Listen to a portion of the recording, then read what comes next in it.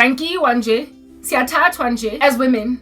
Ngenkani, I live in a country that is apparently allegedly not at war, but guess what it is, alright? It's 2025 and I'm South African and we are at war. And we've been at war for a minute, and I was entered into this war, in particular as a victim or a prisoner in this war for 11 years now. In 2014, I lost everything and was basically made a prisoner of war in the opposing camp. Who is the war against? Literally good and evil against each other. It is satanism, witchcraft, izinja ezithwele eziphethe imamlambo are just slithering on their roofs. Abantu that call themselves abazalwane, however, they infiltrate amasonto for no other reason but to do occult rituals. They have declared war on an entire country. And I say an entire country because, listen, among them are your politicians, your leaders, and among them are your bosses and your corporates. So they are in high enough levels of society for them to be sufficiently influential to make sure that if you are going to stand feverishly against their works,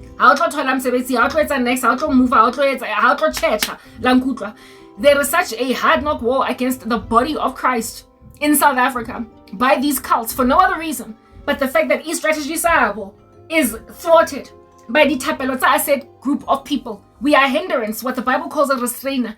And so now they have targeted especially the feverish kinds, Christians, laba abathandazayo, laba abafastayo, laba aba-repentant, that don't just take lightly watching rubbish on Netflix, that don't just take lightly fornication or masturbation, that don't just take lightly ukuthukana nje la emgaqweni. They're like basically abo very serious Christians laba that tukamolo, that walk around like a ball of fire in the spirit.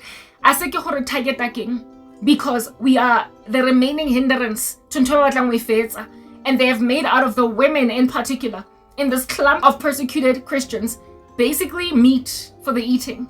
They want to marry us, they want to handle us, they want to put monitors in our lives. Unbelievers, and they are saying to us, so we can control you, monitor you, and simmer you down so we can do what we want to do. You can also die.